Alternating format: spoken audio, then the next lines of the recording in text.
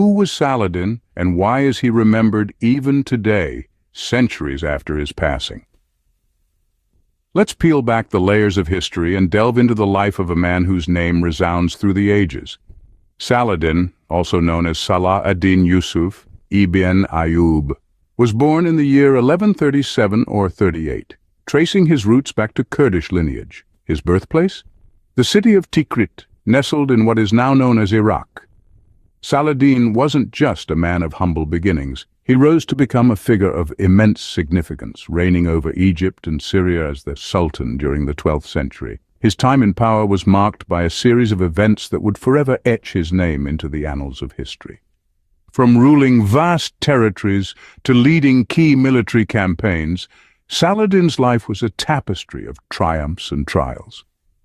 This legendary figure's life was filled with remarkable achievements that left an indelible mark on history. Saladin's journey to prominence was not an overnight affair. Born in the year 1137 or 38 in the city of Tikrit, Iraq, Saladin was of Kurdish origin. His path to greatness was marked by a series of pivotal events and challenges, navigated with strategic brilliance and unyielding determination. As a young man, Saladin was immersed in the study of theology and law, cultivating a deep sense of justice and a profound understanding of Islamic principles.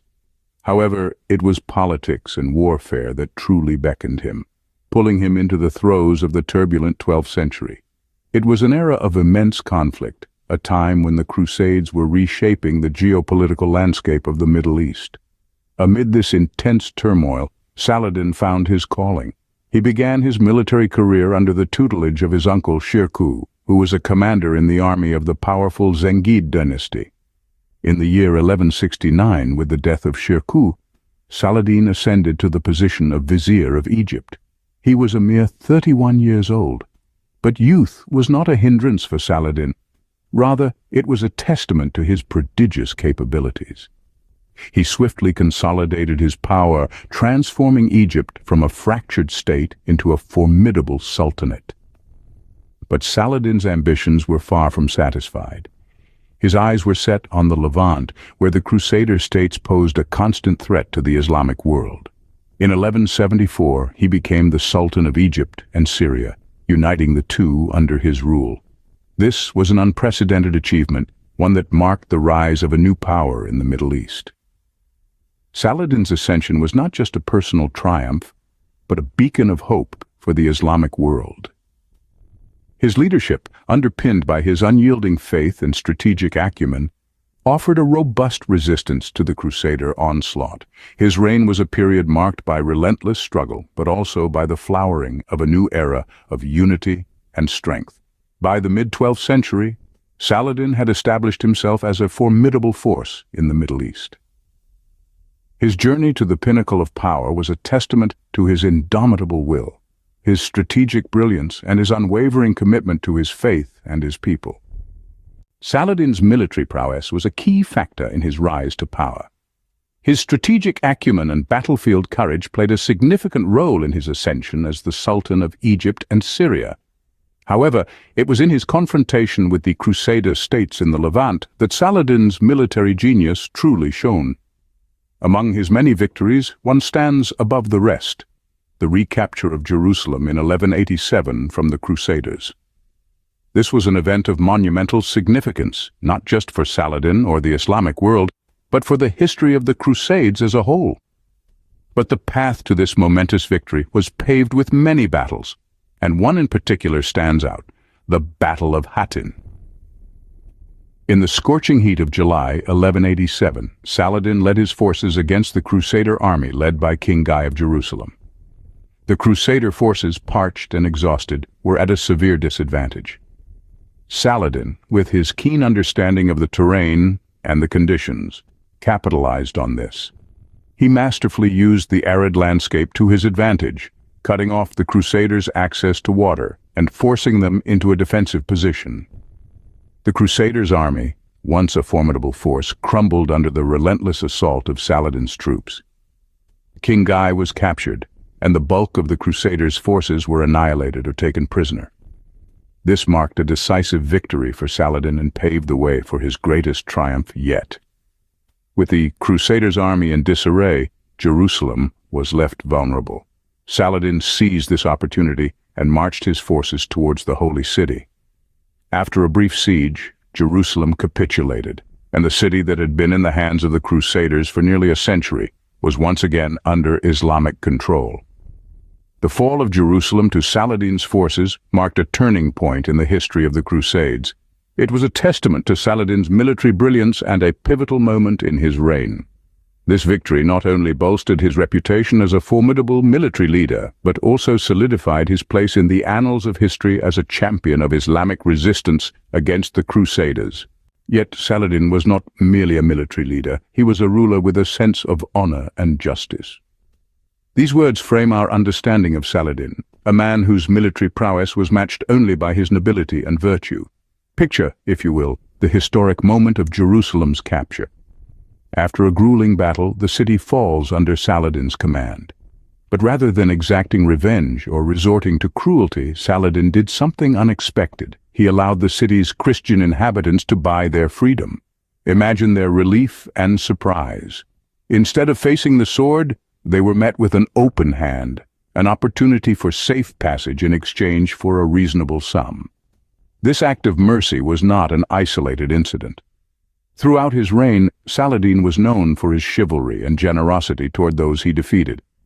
There are numerous accounts of him sparing his enemies, treating them with dignity, and even providing them with gifts and aid. This was a man who understood that the true measure of a leader is not the number of victories he amasses, but the way he treats those who fall under his rule. Saladin's reputation for benevolence extended beyond his interactions with his enemies. His people admired him for his sense of justice and his commitment to the welfare of his subjects. He was known for his humility, often shunning the luxurious lifestyle that came with his position. Instead, he led a simple life, focusing his resources on the betterment of his people and the advancement of his kingdom. In a time of warfare and conquest, Saladin stood out as a beacon of nobility and virtue. His actions demonstrated that power does not have to be synonymous with cruelty, and that a leader can rule with both strength and compassion. So, as we delve into the life of Saladin, let's remember him not just as the formidable Sultan who recaptured Jerusalem, but also as the noble ruler who treated his subjects and enemies alike with respect and dignity. Saladin's virtuous nature was as notable as his military achievements. Saladin's life and career have transcended time, remaining relevant even in the modern era. His legacy lives on, not just as a formidable military leader, but as a beacon of Islamic resistance against the Crusaders during the 12th century. From the bustling markets of Cairo to the serene countryside of Syria, his name echoes through the annals of history, embodying the spirit of persistence and resilience. Saladin's fame didn't end with his last breath. His story has been immortalized in countless historical accounts, biographies, and literary works. Historians, scholars, and writers from all corners of the globe have delved into his life, analyzing his strategies, studying his leadership style, and lauding his chivalry and magnanimity. His life has been a fertile ground for discourse, discussion, and even debate, making him a timeless figure of fascination. Over the centuries, Saladin has metamorphosed into an emblem of honor and justice. His conduct during the capture of Jerusalem, where he allowed many of the Christian inhabitants to buy their freedom, has been recounted time and again, adding to his legendary status. His sense of fairness, his respect for his adversaries, and his unwavering commitment to his principles have made him a role model for many. Literature, too, has played a significant role in keeping Saladin's legacy alive. From epic poems to historical novels, his character has been a source of inspiration for many authors. His tales of courage, wisdom, and generosity have been woven into the fabric of countless narratives, ensuring that his spirit continues to live on in the pages of books and the hearts of readers. Saladin's legacy is not just about his military triumphs or his noble conduct. It's about the enduring values he upheld and the timeless lessons he left behind. It's about his unwavering commitment to justice, his profound sense of honor, and his relentless pursuit of his goals, traits that continue to inspire leaders and individuals alike. Saladin, a man of honor, justice, and undeniable military skill, continues to inspire and fascinate us, keeping his memory alive. So, who was Saladin, and why is he remembered? A man of Kurdish origin, born in Tikrit, Iraq, Saladin rose to prominence as the Sultan of Egypt and Syria in the 12th century. His military prowess was unmatched, with his recapture of Jerusalem from the Crusaders in 1187 being a pivotal moment in the history of the Crusades. But it wasn't just his military successes that set him apart. Saladin was a man of chivalry and generosity, even towards his defeated foes. He allowed many Christian inhabitants to buy their freedom after the capture of Jerusalem, a testament to his sense of honor and justice. His life and career continue to be the subject of numerous historical accounts and literary works, positioning him as a symbol of Islamic resistance against the Crusaders. Saladin's story is one of resilience, honor, and justice, a tale that continues to resonate through the annals of history.